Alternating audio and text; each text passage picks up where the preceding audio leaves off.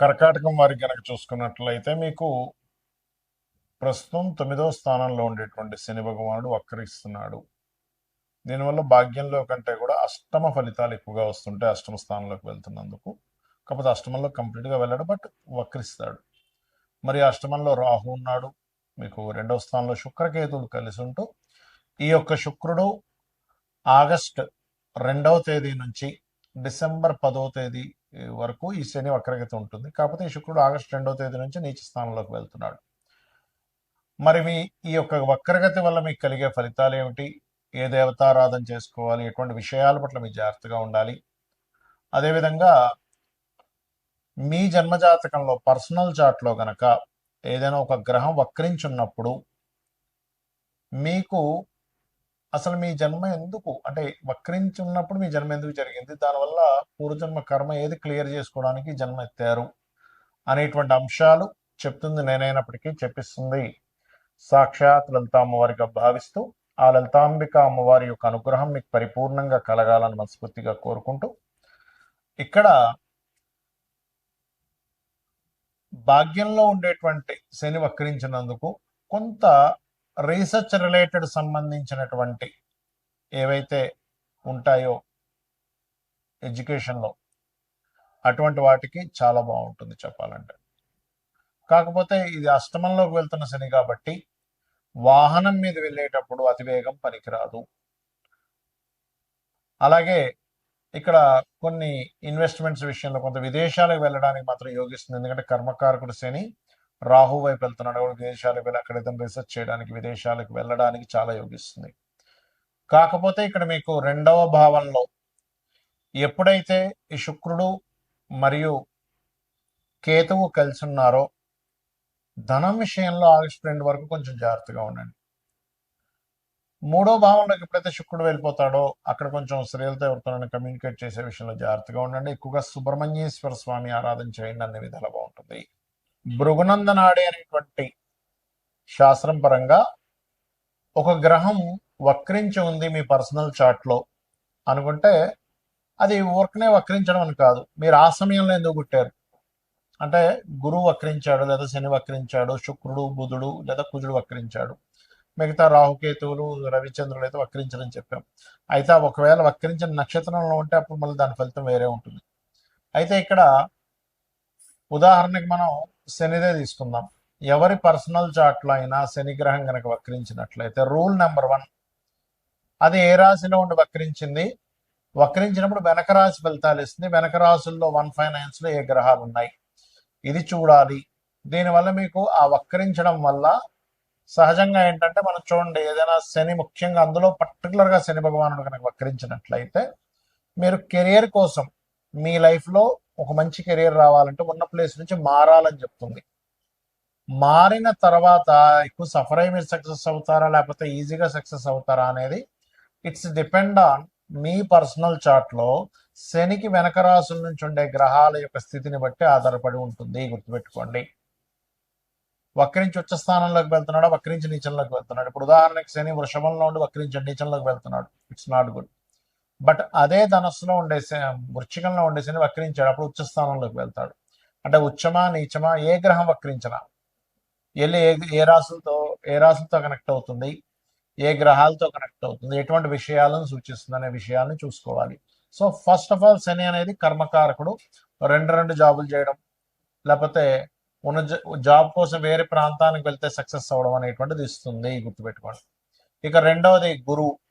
మీ జన్మజాతకంలో గురువు వక్రించాడు అంటే గురుసేవ బ్యాలెన్స్ ఉండిపోయింది. ఇక్కడ పూర్వజన్మల్లో మనం ఎక్కడో గురువుకి సమ్ మిస్టేక్స్ చేసాం, అజ్ఞానంలోనూ ఏదో భయపడుతూనో సంథింగ్ ఎక్కడో మిస్టేక్ జరిగింది.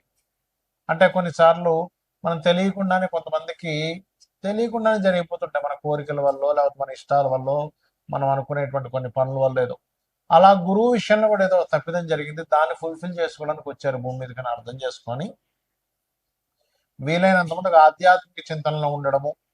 సంతానం విషయంలో కూడా, ఎందుకంటే గురువు సంతానానికి కూడా కారకుడు, రవి గురువులు. సంతానానికి సంథింగ్ ఏదో బ్యాలెన్స్ ఉన్నాము మనము చేయవలసింది ఉంది. కొన్నిసార్లు చూడండి కొంతమంది ఇళ్లలో ఏంటో వీళ్ళ సంతానాన్ని కూడా ఈయన చూసుకుంటున్నాడు, ఇంకా వాళ్ళు ఇంకా సెటిల్ అవ్వలేదు అంటూ ఉంటారు. ఇక్కడ ఏంటంటే రెండు విషయాలు, ఒకటి వాళ్ళ జాతకాల్లో సెటిల్మెంట్ లేట్ ఉంటుంది, సమ్ టైమ్స్ వీళ్ళకి ఇంకా రుణం ఉంటుంది వాళ్ళకి చేయాల్సినవి. అంతా రుణానుబంధ రూపేణ పశుపక్ష సుతాలయ అంటుంటాం. సో అదేవిధంగా జ్ఞానము, జ్ఞాన సంబంధించిన దేవతా సంబంధించినవి షేర్ చేయడం వేరే వాళ్ళకి, ఇది చేస్తుండాలి జూపిటర్ వక్రించినట్లయితే. అదేవిధంగా జీవుడు అని కూడా చెప్తారు నాడీ ఆస్ట్రాలజీలో. అది వక్రించినప్పుడు ప్రదేశం మారితే కూడా మంచిదా కాదా అనేది డిపెండ్ ఆన్ గురువు వెనక రాసుల్లో ఉండే గ్రహస్థితిని పరిశీలన చేయాలి. ఇక శుక్రుడు వక్రించాడు, ఒకటి గుర్తుపెట్టుకోండి, శుక్రుడు కనుక ఎప్పుడైనా మీకు వక్రించాడు అంటే మీ యొక్క జీవితంలో వివాహం అనేటువంటి విషయం ఖచ్చితంగా, అది సప్తమంలో ఉండి వక్రించినట్లయితే వివాహం విషయం ఒకళ్ళని అనుకొని మిస్ అయ్యి మళ్ళీ ఇంకోళ్ళని చేసుకోవడం జరుగుతూ ఉంటుంది. అరే అనుకున్నామండి, దగ్గర దాకా అనుకున్నాం, మిస్ అయిపోయింది. లేకపోతే ఒక్కోసారి వివాహం అయి కూడా మళ్ళీ వాళ్ళు వద్దనుకోవడం, వదిలేయడం లాంటివి జరుగుతుంటాయి ఎక్కువగా. రెండవది, శుక్రుడు వక్రించినప్పుడు ఆ యొక్క శుక్రగ్రహం వెనక రాసుల్లో ఉండే గ్రహాలను బట్టి మనం అబ్జర్వ్ చేయాలి. అంటే అలాగా శుక్రుడు వక్రించాడు, ఆ శుక్రుడు ఏ గ్రహాలతో కనెక్ట్ అవుతున్నాడో చూడాలి. మంచి గ్రహాలతో కనెక్ట్ అవుతున్నాడు వక్రించి, మీకు లగ్జరీకి లోటు ఉండదు, బ్రహ్మాండంగా లగ్జరీ లైఫ్ ఉంటుంది, ఫైనాన్షియల్గా మంచి గ్రోత్ ఉంటుంది, రెండు రకాలుగా ధనయోగాలు ఉంటాయి. ఎందుకంటే ఫైనాన్స్ కారకుడు కూడా శుక్రుడు కాబట్టి అలా. అదేవిధంగా బుధుడు వక్రించాడు అనుకోండి, ఎవరికైనా ఎవరి జన్మ జాత చక్రంలో అయినా వాళ్ళ పర్సనల్ చార్ట్ లో బుధ గ్రహం వక్రించింది, అప్పుడు మీరు చేయవలసింది ఏమిటి అంటే ఎప్పుడు కూడా మీకున్న నాలెడ్జ్ని షేర్ చేయాలి. అంటే పూర్వజన్మల్లో నాలెడ్జ్ షేర్ చేయకుండా దాచేసుకున్నారు, ఏదో మీరు మీ ధర్మం నాలెడ్జ్ షేర్ చేయాల్సింది ఏదో వర్క్ ఉంది, దాచేసుకున్నారు. ఇప్పుడు మీరు నాలెడ్జ్ షేర్ చేస్తేనే ఆ కర్మ అనేటువంటి తొలగుతుంది, గుర్తుపెట్టుకోండి. అదర్వైజ్ ఆ కర్మ తొలగదు. సో మీ నాలెడ్జ్, మీరు ఏదైనా ఆఫీస్లో చేస్తున్నారు, కొంతమంది ఉంటుంటారు చూడండి, ఇది ఎలాగో చెప్పంటే నువ్వే నేర్చుకో, నేను ఎందుకు చెప్పాలి నీకు అంటూ ఉంటారు. బుధుడు వక్రిస్తే మీరు అవతల వాళ్ళకి నాలెడ్జ్ షేర్ చేయడం వల్లే మీ యొక్క కర్మ కంప్లీట్గా క్లియర్ అవుతుంది, గుర్తుపెట్టుకోండి. అదేవిధంగా మార్స్, కుజుడు వక్రించాడు. కుజుడు ఈజ్ గొడవలు, లీడర్షిప్స్, అన్నదమ్ములు, వీటిని కూడా చెప్తూ ఉంటారు. బుధుడిని కుజుడిని కూడా అన్నదమ్ముల విషయంలో చెప్తూ ఉంటారు. అయితే ఇక్కడ ఏంటంటే సమ్ పూర్వజన్మల్లో ఉండేటువంటి కొంత వైరాలిటీ, గొడవలు, ఇలాంటివి ఏవో క్లియర్ చేసుకోవడానికి పుట్టాడు ఈ జన్మలో. అందుకే చాలా మందికి గొడవ అవుతూ ఉంటాయి, ఏంటో అర్థం కాదు, ఏంటంటే నేనేమి ఇదో అయినా గొడవ వస్తూ ఉంటుంది అంటుంటాను. నేను ఏమీ చేయకుండా సైలెంట్ ఇంట్లో ఉన్న మైండ్కి వచ్చి మరి గొడవ పెట్టుకుంటున్నారని అంటారు. ఎప్పుడు జరుగుతుంది ఎక్కువగా అది, ఆ వక్రించిన కుజుడికి శని సంబంధాలు ఉన్నప్పుడు ఎక్కువ గొడవలు అవుతుంటాయి, లేదా బుధ సంబంధాలు ఉన్నప్పుడు బాగా గొడవలు అయిపోతుంటాయి, వాదనలు అవుతుంటాయి. సో అక్కడ ఒక్కోసారి వక్రించి ఏమవుతుందంటే అదొక మంచి గ్రహంతో కలిసినప్పుడు కొంచెం గొడవలు క్లియర్ అయిపోతాయి, లేదా పూర్వజన్మల్లో అవి జరిగినటువంటి కొన్ని గొడవలు అవి క్లియర్ చేసుకోవడానికి పుడతారన్నమాట ఈ జన్మల్లో. సో వక్రగతి మీనింగ్ ఏంటంటే మీరు మరలా ఆ యొక్క కర్మని క్లియర్ చేసుకోవడానికి పుట్టారు, అది ఏ రకంగా క్లియర్ చేసుకోవాలి అనేటువంటి చెప్తుంది మన ఆస్ట్రాలజీ, జ్యోతిష్ శాస్త్రం.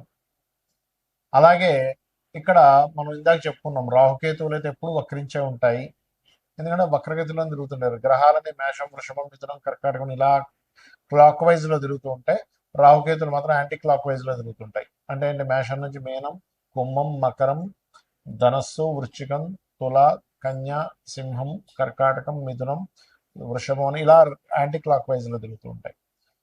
అయితే వీటికి సహజంగానే వక్ర స్థానాల్లో ఉన్నారు కాబట్టి ఏదైనా వక్రగ్రహం నక్షత్రాల్లో ఉంటే అప్పుడు మళ్ళీ ఇది కొంచెం డిఫరెంట్గా యాక్ట్ చేస్తూ ఉంటుంది. రవిచంద్రుడు కూడా వక్రించిన నక్షత్రాల్లో ఉన్నప్పుడు మాత్రం తల్లికి, అంటే చంద్రుడు వక్రించిన నక్షత్రంలో ఉంటే తల్లికి ఏదో ఈ జాతకుడు రుణపడి ఉన్నాడు, లేదా రవి వక్రించిన నక్షత్రంలో ఉంటే తండ్రికి రుణపడి ఉన్నాడు. తల్లిదండ్రులకు సహజంగానే రుణంలో ఉంటాం మనం, కానీ ఇంకాస్త ఎక్కువ రుణపడి ఉన్నాము, వాళ్ళకి ఎక్కువ సేవ చేయాలి, దానికోసం నీ జన్మెత్తావు అనే ఒక విషయాన్ని మనం అర్థం చేసుకోగలగాలి.